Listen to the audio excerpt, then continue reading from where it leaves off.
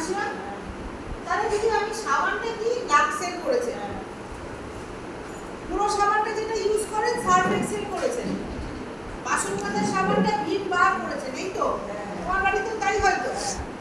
তাহলে একটা চিন্তা করো, এতদিন আমরা যেটা করেছি, আমরা ট্র্যাডিশনাল মার্কেটে জিনিসপত্র কিনেছি, একদম ক্লিয়ার হো, ভেস্টিজ ফেস্টিজ ভুলে দাও, ক্লিয়ার করো আমাদের কত বোকা বানিয়েছিল।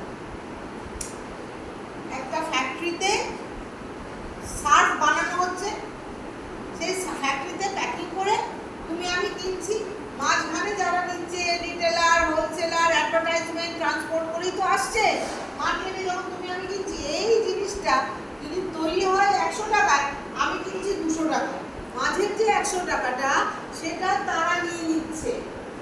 তুমি যত বড় বড় ডিলার দেখো, যত বড় বড় হোলসেলার দেখো, হাতে দেখবে সোনার চেন। তারা ঘুরতে কোথায় যাচ্ছে? বিদেশে। তারা তোমার আমার মতো অটোতে যাতায়াত করে না, তাদের নিজস্ব গাড়ি আছে, হ্যাঁ কি না? কিন্তু আমরা তৈরি জিনিস ইউজ করছি, অথচ আমরা টোটো ভ্যান ঝুলতে ঝুলতে যাচ্ছি।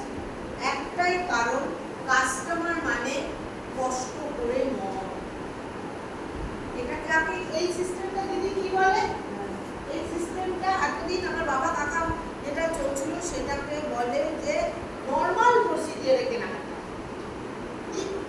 এখন বলছে ভেস্টিজের মতো বহু কোম্পানি আছে, বাট আমি ভেস্টিজে আছি, তারা বলছে এই প্রোডাক্টগুলো একটা কোম্পানিতে তৈরি হয়, সেই কোম্পানিটার নাম হলো ভেস্টিজ, এবং সেখানে বিভিন্ন রকমের শপ করে নিয়েছে ভেস্টিজের প্রোডাক্ট এখানে পাওয়া যায়।